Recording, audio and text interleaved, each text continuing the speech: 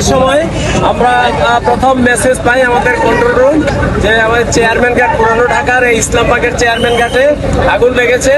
এর সাথে সাথেই আমরা মেসেজ পাওয়ার সাথে সাথেই আমাদের নিয়ারেস্ট ফায়ার স্টেশন লালবাগ সেটাকে আমরা বুক করাই। Fire station Lalbagh fire station যখন এখানে পৌঁছে, এখানে আসার পর এখানকার ভারপ্রাপ্ত যে কর্মকর্তা ছিলেন উনি আগুনের ভয়াবহতা দেখে আরো সাহায্য চেয়েছেন আমাদের কন্ট্রোল রুমের কাছে। কন্ট্রোল রুম সেই সাহায্যের প্রেক্ষিতে পর্যায়ক্রমে আমাদের পলাশী, হাজারীবাগ, সিদ্দিক বাজার, সদরঘাট এবং সদরঘাট নদী ফায়ার স্টেশনকে মুভ করে। এই 6টা স্টেশনের মোট 11টা ইউনিট এখানে মুভ করে আমাদের নদী ফায়ার স্টেশন সহ।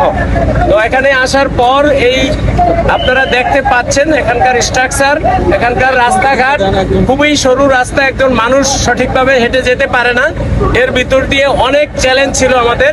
এই বিভিন্ন চ্যালেঞ্জ এবং প্রতিকূলতা মোকাবেলা করে জীবনের ঝুঁকি নিয়ে আমাদের লোকজন কিন্তু আগুনটা আমরা নিয়ন্ত্রণে নিয়ে আসি। 4টার সময় আমরা এই আগুনকে আমাদের সম্পূর্ণ নিয়ন্ত্রণে নিয়ে আসি। আগুন এখনো নির্বাপনের কাজ চলছে। আমাদের লোকজন, আমাদের ফায়ার ফাইটাররা এখনো ভিতরে আছে, তারা কাজ করতেছে। অগ্নি নির্বাপন শেষে আমরা টোটাল এলাকাকে সার্চ করব। এরপর আমরা বলতে পারবো আসলে কি কারণে আগুন লেগেছে এবং আগুন লাগার ক্ষয়ক্ষতির পরিমাণটা আমাদের একটা কমিটি হবে, সেই কমিটি ক্ষয়ক্ষতির পরিমাণ নিরূপণ করবে। যেহেতু এটা একটা আবাসিক ভবন, স্যার আগুন কি পুরোপুরি নিয়ন্ত্রণে এখন? আগুন আমাদের পুরোপুরি নিয়ন্ত্রণে আছে, আগুন আর বাড়ার কোনোই সম্ভাবনা নেই।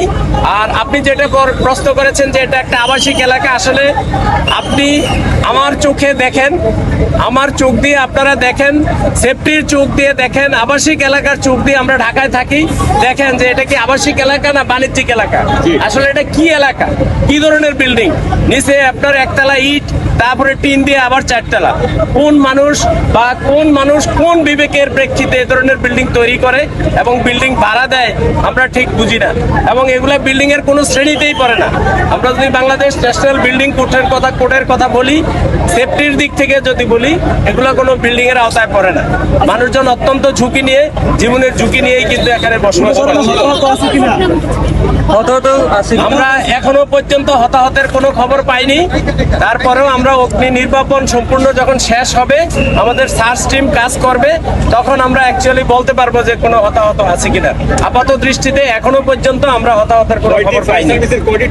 এখানকার প্লাস্টিক যে কারখানাগুলো সবগুলো তো প্রায় অবৈধ, এগুলো নিয়ন্ত্রণে বা আসলে এগুলা প্লাস্টিক কারখানা না প্লাস্টিকের দোকান না খেলনা দোকান, এগুলা কিছুই ডিফাইন করা যাবে না।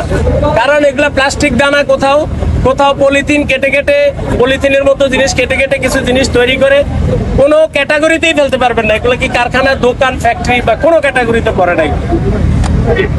এখন পর্যন্ত তাহলে আপনাদের কাছে এখনো পর্যন্ত আমরা হতাহতের কোনো খবর পাইনি। আমরা এখনো অগ্নি নির্বাপনের কাজ করছি। আগুনটা আমাদের নিয়ন্ত্রণে, আগুন আর বাড়বে না, বাট আগুন এখনো নির্বাপিত হয়নি। আমাদের লোকজন আছেন, আমাদের ফায়ার ফাইটাররা ভিতরে আছেন, এখনো নির্বাপনের কাজ চলছে। সম্ভাবনা নাই। স্যার পুরো নামটা বলুন। আমি মোহাম্মদ সালেউদ্দিন, উপপরিচালক fire service civil defence, Dhaka বিভাগ, ঢাকা।